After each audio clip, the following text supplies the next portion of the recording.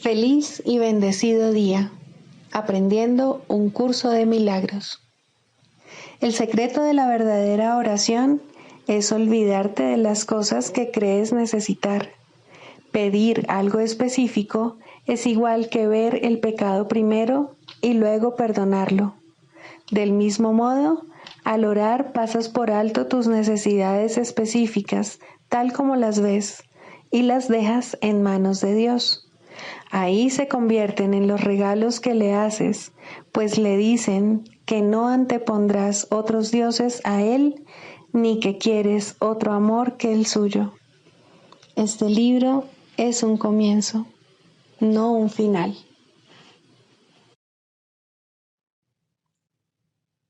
Del prefacio, que postula, párrafo 3.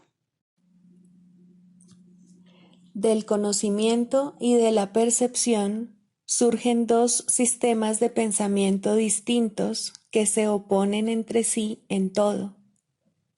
En el ámbito del conocimiento no existe ningún pensamiento aparte de Dios, porque Dios y su creación comparten una sola voluntad. El mundo de la percepción, por otra parte, se basa en la creencia en opuestos, en voluntades separadas y en el perpetuo conflicto que existe entre ellas y Dios.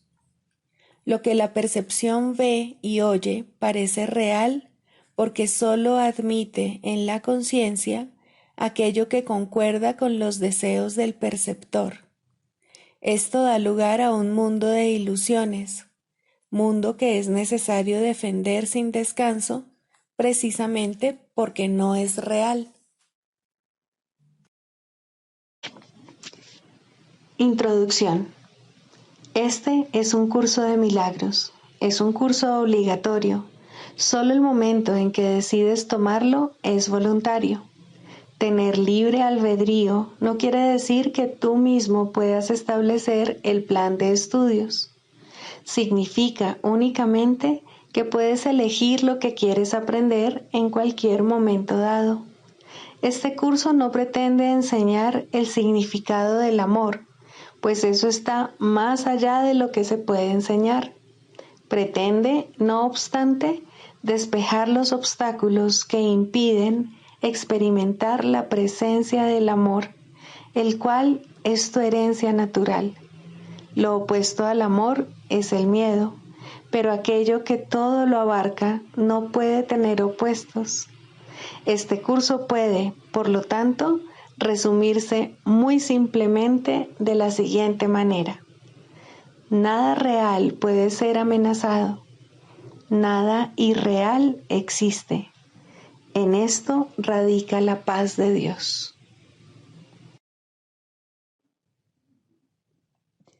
Capítulo 1. El significado de los milagros.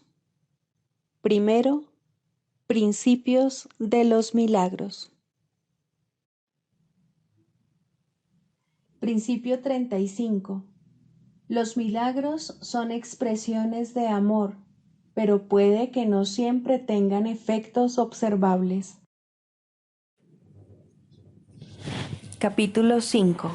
Curación y plenitud. Tercero, el guía de la salvación. La manera de reconocer a tu hermano es reconociendo al Espíritu Santo en él. He dicho ya que el Espíritu Santo es el puente para la transferencia de la percepción al conocimiento, de modo que podemos usar los términos como si en verdad estuviesen relacionados, pues en su mente lo están. Esta relación no puede por menos que estar en su mente, porque de no ser así, la separación entre las dos formas de pensar no se podría subsanar. El Espíritu Santo forma parte de la Santísima Trinidad, porque su mente es parcialmente tuya y también parcialmente de Dios. Eso necesita aclararse, no con palabras, sino mediante la experiencia. El Espíritu Santo es la idea de la curación. Al ser un pensamiento, la idea se expande a medida que se comparte. Al ser la llamada a Dios, es asimismo la idea de Dios. Puesto que tú formas parte de Dios, es también la idea de lo que tú eres, así como de lo que son todas sus creaciones. La idea del Espíritu Santo comparte la propiedad de otras ideas porque obedece las leyes del universo del que forma parte. Se refuerza al compartirse. Se expande en ti a medida que se la ofreces a tu hermano. Tu hermano no tiene que ser consciente del Espíritu Santo en él o en ti para que se produzca este milagro. Puede que él se haya desentendido de la llamada a Dios tal como tú lo hiciste. Este desentendimiento se subsana en ambos a medida que tomas conciencia de la llamada a Dios en él, reconociendo de esta forma su existencia. Existen dos formas diametralmente opuestas de ver a tu hermano. Ambas tienen que encontrarse en tu mente porque tú eres el perceptor. Tienen que encontrarse también en la suya, puesto que lo estás percibiendo a él. Mira a tu hermano a través del Espíritu Santo en su mente y reconocerás al Espíritu Santo en la tuya. Lo que reconoces en tu hermano, lo reconoces en ti, y lo que compartes, lo refuerzas. La voz del Espíritu Santo en ti es débil, por eso es por lo que debes compartirla. Tiene que hacerse más fuerte antes de que puedas oírla. Es imposible que la oigas dentro de ti mientras sigas siendo tan débil en tu mente.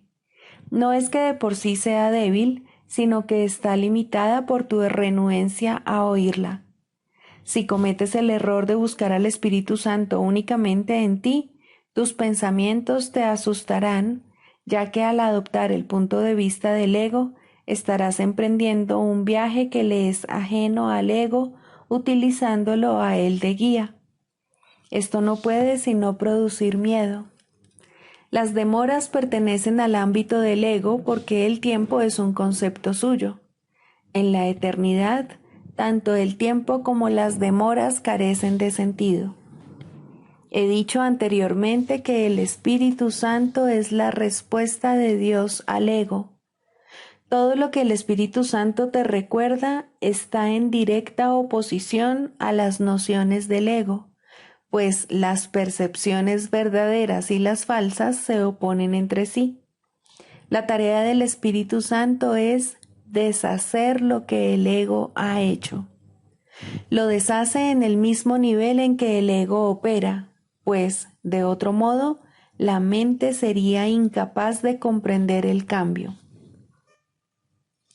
Es subrayado repetidamente que uno de los niveles de la mente no es comprensible para el otro.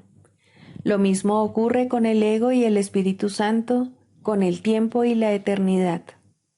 La eternidad es una idea de Dios, por lo tanto, el Espíritu Santo la comprende perfectamente.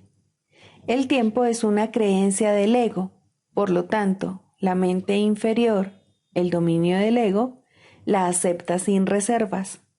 El único aspecto del tiempo que es eterno es el ahora. El Espíritu Santo es el mediador entre las interpretaciones del ego y el conocimiento del Espíritu. Su capacidad para utilizar símbolos le permite actuar con las creencias del ego en el propio lenguaje de éste. Su capacidad para mirar más allá de los símbolos hacia la eternidad le permite entender las leyes de Dios en nombre de las cuales habla. Puede, por consiguiente, llevar a cabo la función de reinterpretar lo que el ego forja, no mediante la destrucción, sino mediante el entendimiento. El entendimiento es luz y la luz conduce al conocimiento. El Espíritu Santo se encuentra en la luz porque Él está en ti que eres luz, pero tú desconoces esto. La tarea del Espíritu Santo consiste, pues, en reinterpretarte a ti en nombre de Dios. Tú no puedes comprenderte a ti mismo separado de los demás. Ello se debe a que tú, separado del legítimo lugar que ocupas en la filiación, no significas nada y el legítimo lugar de la filiación es Dios. Esa es tu vida, tu eternidad y tu ser. Esto es lo que el Espíritu Santo te recuerda. Esto es lo que Él ve. Esta visión atemoriza al ego por ser tan serena. La paz es el mayor enemigo del ego, porque de acuerdo con su interpretación de la realidad, la guerra es la garantía de su propia supervivencia. El ego se hace más fuerte en la lucha. Si crees que hay lucha, reaccionarás con saña, porque la idea de peligro se habrá adentrado en tu mente. Dicha idea es un llamamiento al ego. El Espíritu Santo está tan pendiente como el ego de cualquier señal de peligro, oponiéndose a éste con todas sus fuerzas de la misma forma en que el ego le da la bienvenida. El Espíritu Santo contrarresta esa acogida dándole la bienvenida a la paz. La eternidad y la paz están tan estrechamente relacionadas como lo están el tiempo y la guerra. La percepción deriva significado de las relaciones. Aquellas que aceptas constituyen los cimientos de tus creencias. La separación es simplemente otro término para referirse a una mente dividida. El ego es el símbolo de la separación, tal como el Espíritu Santo es el símbolo de la paz. Lo que percibes en otros lo refuerzas en ti. Puedes permitir que tu mente perciba falsamente, pero el Espíritu Santo le permite reinterpretar sus propias percepciones falsas. El Espíritu Santo es el Maestro perfecto. Se vale únicamente de lo que tu mente ya comprende para enseñarte que tú no lo comprendes. El Espíritu Santo puede tratar con un alumno reacio sin oponerse a su mente, porque parte de ella está todavía de parte de Dios. A pesar de los intentos del ego por ocultarla, esa parte es todavía mucho más poderosa que el ego, si bien éste no la reconoce. El Espíritu Santo la reconoce perfectamente porque se trata de su propia morada, el lugar de la mente donde Él se siente a gusto. Tú también te sientes a gusto ahí porque es un lugar de paz y la paz es de Dios. Tú, que formas parte de Dios, no te sientes a gusto salvo en su paz. Si la paz es eterna, solo te puedes sentir a gusto en la eternidad. El ego construyó el mundo tal como lo percibe, pero el Espíritu Santo, el reintérprete de lo que el ego construyó, ve el mundo como un recurso de enseñanza para llevarte a tu hogar.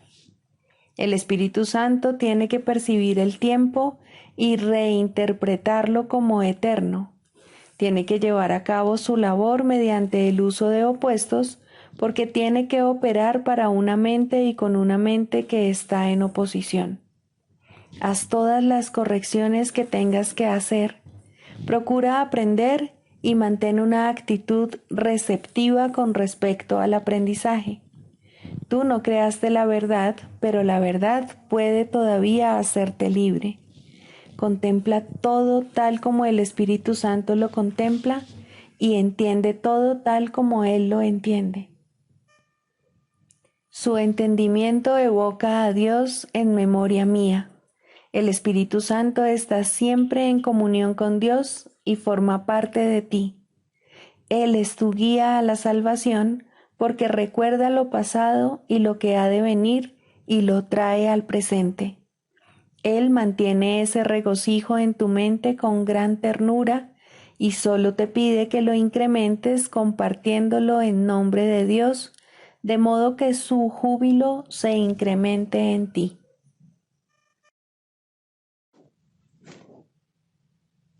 Libro de ejercicios. Lección 3. No entiendo nada de lo que veo en esta habitación, en esta calle, desde esta ventana, en este lugar. Aplica esta idea de la misma manera que las anteriores, sin hacer distinciones de ninguna clase. Cualquier cosa que veas se convierte en el objeto adecuado para la aplicación de la idea. Asegúrate de no cuestionar si es adecuado o no aplicarle la idea a algo. En estos ejercicios no se trata de juzgar. Cualquier cosa es adecuada si la ves. Tal vez algunas de las cosas que veas tengan una carga emocional para ti.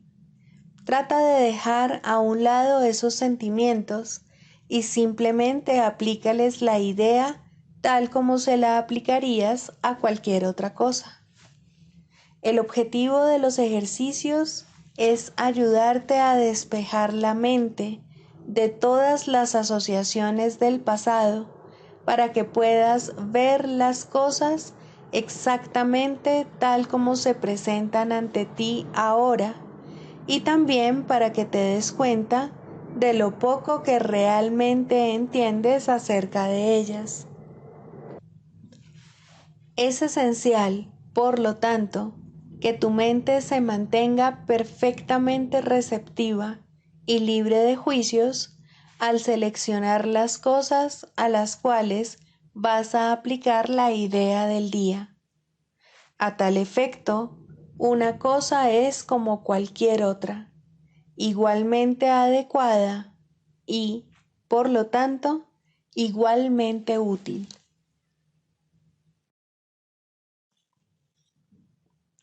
Del Manual para el Maestro, pregunta 4. ¿Cuáles son las características de los maestros de Dios? 3. Tolerancia. Los maestros de Dios no juzgan.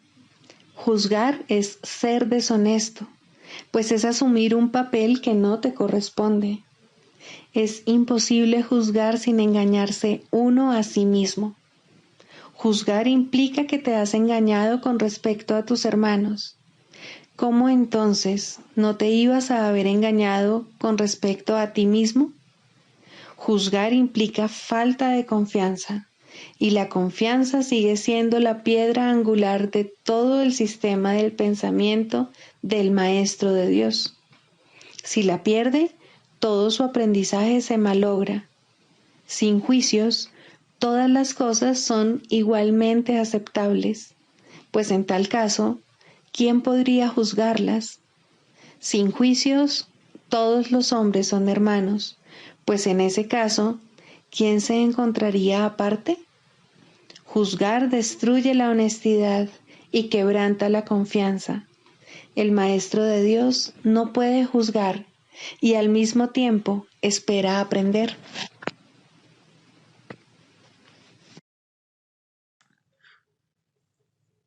Manual para el Maestro, pregunta 3. ¿Cuáles son los niveles de enseñanza? Los maestros de Dios no tienen un nivel de enseñanza fijo. Cada situación de enseñanza-aprendizaje entraña en sus inicios una relación diferente, si bien el objetivo final es siempre el mismo: hacer de la relación una relación santa, en la que ambos puedan ver al Hijo de Dios libre de pecado. No hay nadie de quien un maestro de Dios no pueda aprender, de manera que no hay nadie a quien Él no pueda enseñar. Desde un punto de vista práctico, no obstante, es imposible que pueda llegar a conocer a todo el mundo, o que todo el mundo lo pueda encontrar a Él. Por lo tanto, el plan dispone que cada maestro de Dios establezca contactos muy específicos.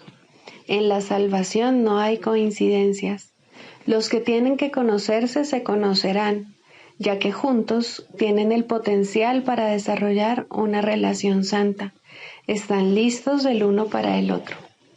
El nivel más simple de enseñanza aparenta ser bastante superficial. Consiste en lo que parecen ser encuentros fortuitos, el encuentro de dos supuestos extraños en un ascensor por casualidad. El niño que sin mirar a dónde va se tropieza con un adulto por accidente. dos estudiantes que de pronto se encuentran caminando juntos a casa. Estos encuentros no ocurren al azar. Cada uno de ellos tiene el potencial de convertirse en una situación de enseñanza-aprendizaje. Quizá los dos supuestos extraños en el ascensor se sonrían el uno al otro. Tal vez el adulto no reprenda al niño por haber tropezado con él, y tal vez los estudiantes se hagan amigos. Es posible incluso, en el nivel de encuentro más fortuito, que dos personas pierdan de vista sus intereses separados, aunque solo sea por un instante. Ese instante será suficiente. La salvación ha llegado. Es difícil entender que el concepto de niveles de enseñanza del curso universal esté tan desprovisto de significado en la realidad como lo está el concepto del tiempo. La ilusión de uno permite la ilusión de otro. Con el tiempo, el Maestro de Dios parece comenzar a cambiar de parecer acerca del mundo con una sola decisión. Y luego, a medida que la enseña, aprende más y más acerca de esa nueva orientación. Hemos hablado ya de la ilusión del tiempo, pero la ilusión de diferentes niveles de enseñanza parece ser algo distinto. Quizá la mejor manera de demostrar que estos niveles no pueden existir es simplemente diciendo que todo nivel en la situación de enseñanza-aprendizaje es parte del plan de Dios para la expiación, y su plan no puede tener niveles por ser un reflejo de su voluntad. La salvación está siempre lista y siempre presente.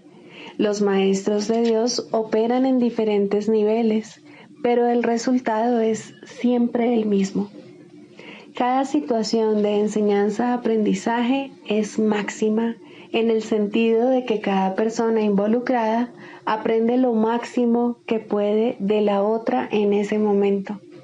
En ese sentido, y solo en ese sentido, podemos hablar de niveles de enseñanza.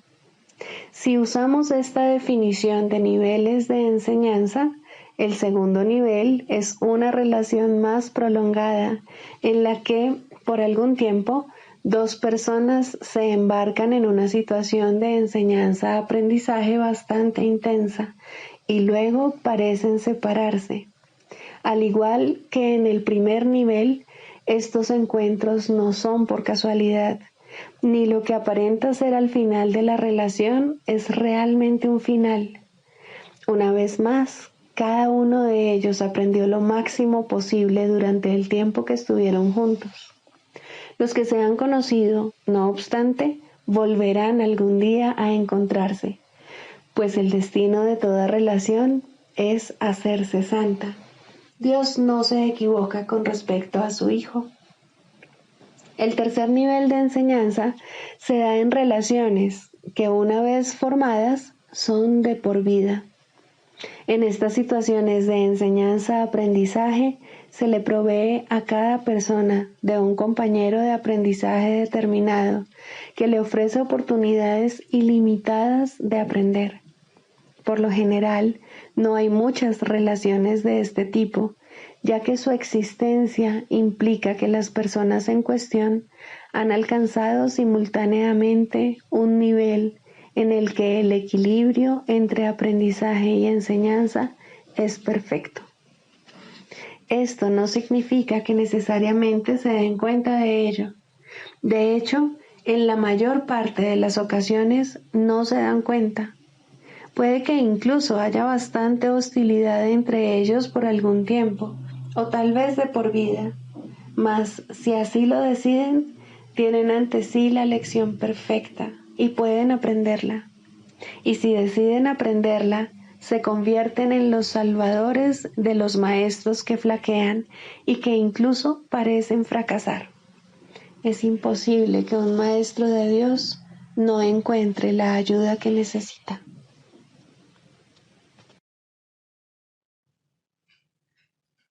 Clarificación de términos. El ego, el milagro. Las ilusiones no perdurarán. Su final es indudable y eso es lo único que es seguro en su mundo. Por eso es por lo que es el mundo del ego. ¿Qué es el ego? El ego no es más que un sueño de lo que en realidad eres, un pensamiento de que estás separado de tu creador y un deseo de ser lo que él no creó. El ego es un producto de la locura, no de la realidad. Es tan solo un nombre para lo innombrable, un símbolo de lo imposible, una elección de opciones que no existen. Le damos un nombre solo para que nos ayude a entender que no es más que un pensamiento ancestral según el cual aquello que se ha inventado es inmortal. Mas, ¿qué podría proceder de ello excepto un sueño que, al igual que todos los demás sueños, tan solo puede terminar en la muerte? ¿Qué es el ego? El ego no es nada, pero se manifiesta de tal forma que parece ser algo. En un mundo de formas no se puede negar al ego, pues solo él parece real. Mas, ¿podría el Hijo de Dios, tal como su Padre lo creó, morar en una forma o en un mundo de formas? Si alguien te pide que definas al ego y expliques cómo se originó, es porque cree que el ego es real e intenta, por definición, asegurarse de que su naturaleza ilusiva quede oculta tras las palabras que parecen otorgarle realidad. Ninguna definición que se haya hecho de una mentira puede hacer que ésta sea verdad, ni tampoco puede haber una verdad que las mentiras puedan realmente ocultar. La irrealidad del ego no se niega con palabras, ni su significado se vuelve claro por el hecho de que su naturaleza parezca tener una forma. ¿Quién puede definir lo indefinible? Sin embargo, incluso para esto hay una respuesta. No podemos formular realmente una definición de lo que es el ego, pero sí podemos decir lo que no es. Y esto lo podemos ver con perfecta claridad. Basándonos en eso, podemos deducir lo que es. Observa su opuesto y verás la única respuesta que tiene sentido. A lo opuesto al ego, desde cualquier punto de vista, origen, efectos y consecuencias, le llamamos milagro. En él encontramos todo lo que no tiene que ver con el ego en este mundo. El milagro es lo opuesto al ego, y solo en él podemos observar lo que era el ego, pues en él vemos lo que éste aparentemente hacía, y la causa y sus efectos no pueden sino seguir siendo una misma cosa. Donde antes había obscuridad, ahora veremos luz. ¿Qué es el ego? Lo que antes era la obscuridad. ¿Dónde está el ego? Donde antes estaba la oscuridad. ¿Qué es ahora y dónde puede encontrársele? No es nada y no se le puede encontrar en ninguna parte. Ahora la luz ha llegado y su opuesto se ha ido sin dejar ni rastro. Donde antes había maldad, ahora hay santidad. ¿Qué es el ego? Lo que antes era maldad. ¿Dónde está el ego? En una pesadilla que solo parecía ser real mientras la estabas soñando. Donde antes había crucifixión, ahora está el Hijo de Dios. ¿Qué es el ego? ¿Quién tiene necesidad de preguntar? ¿Dónde está el ego? ¿Quién necesita ir en busca de ilusiones ahora que los sueños han desaparecido? ¿Qué es un milagro? Un milagro es un sueño también, pero si observas todos los aspectos de ese sueño, jamás volverás a dudar. Observa el bondadoso mundo que se extiende ante ti mientras caminas envuelto en mansedumbre. Observa a los ayudantes que encuentras a lo largo del camino que recorres, felices ante la certeza del cielo y la garantía de paz. Y observa también, por un instante, lo que por fin dejaste atrás y finalmente pasaste de largo. Esto es lo que era el ego, el odio cruel, la necesidad de venganza y los gritos de dolor, el miedo a la muerte y el deseo de matar, la ilusión de no tener hermanos y el yo que parecía estar solo en el universo. El milagro corrige este terrible error con respecto a ti mismo, con la misma dulzura con la que una madre amorosa adormece con su canto a su criatura. ¿No preferirías escuchar un canto así? ¿No contestaría ese canto todo lo que pensabas preguntar, haciendo incluso que la pregunta dejase de tener sentido? Tus preguntas no tienen respuesta, ya que han sido planteadas para acallar la voz de Dios, la cual nos hace a todos una sola pregunta. ¿Estás listo ya para ayudarme a salvar el mundo? Pregunta esto en vez de preguntar qué es el ego, y verás un súbito resplandor envolver al mundo que el ego fabricó. Ahora no se le niega a nadie ningún milagro. El mundo se ha salvado de todo lo que tú pensabas que era, y lo que es ha sido siempre absolutamente puro y jamás ha sido condenado. El milagro perdona, el ego condena. No se necesita ninguna otra definición para ninguno de ellos excepto esta.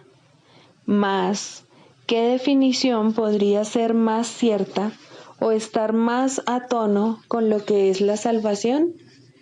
Con esto, el problema y la respuesta se llevan una al lado del otro, y al estar finalmente juntos, la elección es obvia. ¿Quién elegiría el infierno de reconocer que eso es lo que está eligiendo? ¿Y quién no seguiría adelante un poco más cuando le ha sido dado comprender que el camino es corto y que el cielo es su meta? Psicoterapia, segundo. El proceso de la psicoterapia. Introducción. La psicoterapia es un proceso que cambia la visión del yo. A lo sumo, este nuevo yo es un concepto de sí mismo más beneficioso, pero no puede esperarse que la psicoterapia establezca qué es realidad. Esa no es su función. Si logra abrirle paso a la realidad, ha alcanzado su máximo éxito. Toda su función, al final, consiste en ayudar al paciente a manejar un error fundamental, la creencia de que la ira le ofrece algo que en realidad desea y de que al justificar el ataque se está protegiendo a sí mismo. En la medida en que llegue a darse cuenta de que esto es un error, en esa misma medida se ha salvado realmente. Los pacientes no entran en una relación terapéutica con este objetivo en mente. Por el contrario, tales conceptos significan poco para ellos o no necesitarían ayuda. Su objetivo es ser capaces de conservar su concepto del yo exactamente como está, pero sin el sufrimiento que ello conlleva. Todo su equilibrio descansa sobre la insensata creencia de que esto es posible, y como resulta tan claramente imposible para la mente sana, lo que buscan es magia. En las ilusiones, lo imposible se consigue fácilmente, pero a costa de hacer realidad las ilusiones. El paciente ya ha pagado su precio. Ahora quiere una ilusión mejor. Al comienzo, pues, la meta del paciente y la del terapeuta son divergentes. Tanto el terapeuta como el paciente pueden abrigar falsos conceptos de sí mismos, pero aún así, sus respectivas percepciones sobre la mejoría deben ser distintas. El paciente espera aprender a lograr los cambios que quiere sin cambiar su concepto de sí mismo de manera significativa. De hecho, espera que ese concepto se estabilice lo suficiente para incluir en él mismo los poderes mágicos que busca en la psicoterapia. Desea volver invulnerable lo vulnerable e ilimitado lo finito. El yo que ve es su Dios y lo único que busca es servirle mejor. Sin importar cuán sincero pueda ser el propio terapeuta, debe querer cambiar el concepto que el paciente tiene de sí mismo de alguna manera que considera real. La tarea de la terapia es reconciliar estas diferencias. Con suerte, ambos aprenderán a abandonar sus metas originales, pues solo en las relaciones puede hallarse la salvación. Al comienzo, es inevitable que tanto los pacientes como los terapeutas acepten metas irreales que no están completamente libres de matices mágicos.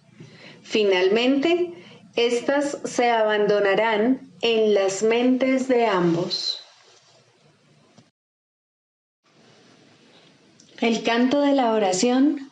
Tercero, orar por otros. Dijimos que siempre oras por ti mismo y así es. ¿Por qué entonces debes orar por otros? Y si debes hacerlo, ¿cómo lo debes hacer? Orar por otros, si se ha entendido correctamente, se convierte en el medio para eliminar la culpa que has proyectado sobre tu hermano y poder reconocer que no es él quien te está haciendo daño. Antes de que se te pueda salvar de la culpa, debes renunciar al pensamiento venenoso de que él es tu enemigo, tu malvada contraparte, tu némesis. El medio para alcanzar esto es la oración de un poder creciente y metas ascendentes hasta que finalmente llega a Dios. Las formas iniciales de la oración en los primeros peldaños de la escalera no están libres de envidia y malicia, claman venganza, no amor. Tampoco proceden de alguien que entiende que son peticiones de muerte hechas con miedo por quienes atesoran la culpa. Invocan a un Dios vengativo y es Él quien parece contestarles. Nadie puede pedir el infierno para otro y él mismo librarse de él. Solo aquellos que están en el infierno pueden pedir el infierno. Pero aquellos que han sido perdonados y han aceptado su perdón, jamás podrían orar de esa manera. En estos niveles, pues, la meta del aprendizaje no es otra cosa que reconocer que la respuesta a cualquier oración será idéntica a la forma en que la oración se hizo. Eso es suficiente. A partir de ahí, el paso a los siguientes niveles será fácil. El próximo ascenso comienza con esto. Lo que he pedido para mi hermano no es lo que querría para mí. Por lo tanto, lo he convertido en mi enemigo. Es evidente que este paso no lo puede dar quien no ve la liberación de otros como algo ventajoso y de valor para sí mismo. Puede aplazarse por largo tiempo porque puede parecer peligroso en lugar de compasivo. Para los culpables, ciertamente, parece una ventaja tener enemigos y este imaginado beneficio debe desaparecer si es que se ha de liberar a los enemigos. La culpa se debe abandonar, no ocultar.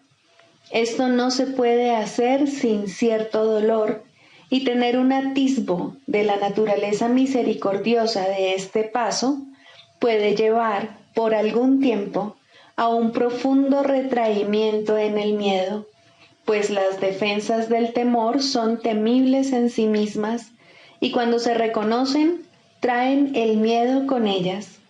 No obstante, ¿qué ventaja le ha reportado jamás a un prisionero la ilusión del escape? Su verdadero escape de la culpa radica únicamente en el reconocimiento de que la culpa ha desaparecido. Mas, ¿cómo puede reconocerse esto mientras la oculte en otro y no vea que es la suya propia? El miedo a escapar hace difícil dar la bienvenida a la libertad y convertir a un enemigo en carcelero parece ofrecer seguridad. ¿Cómo, entonces, se le puede librar sin que se apodere de ti un profundo miedo? Has hecho de él tu salvación y tu escape de la culpa. Tu inversión en esta forma de escape es enorme y el miedo de renunciar a ella es grande en verdad. Aquíétate por un instante ahora mismo y piensa en lo que has hecho. No olvides que fuiste tú quien lo hizo y quien puede, por lo tanto, dejarlo ir. Extiende la mano. Este enemigo ha venido a bendecirte. Acepta su bendición y siente tu corazón elevarse y tu miedo desaparecer. No te aferres al miedo ni a él. Él es un hijo de Dios al igual que tú. No es un carcelero, sino un mensajero de Cristo. Sé esto para él, para que él lo sea para ti. No es fácil darse cuenta de que orar para pedir cosas, posición social, amor humano, regalos externos de la clase que sean, siempre se hace para establecer carceleros y ocultarse de la culpa. Estas cosas se emplean como metas que sustituyen a Dios y por lo tanto distorsionan el propósito de la oración. Desearlas es orar por ellas. Uno no necesita pedir explícitamente. La meta de alcanzar a Dios se pierde de vista cuando se va en pos de metas menores de la clase que sean, y la oración se convierte en una petición de enemigos. Incluso en esto se puede ver claramente el poder de la oración. Nadie que desee un enemigo dejará de encontrarlo, mas con igual seguridad perderá de vista la única meta real que se le ofrece. Piensa en el costo que ello supone y compréndelo bien. Todas las demás metas son a costa de Dios. Sigamos a Jesús haciendo del perdón algo tan natural como respirar y algo tan vital como el aire. Amén.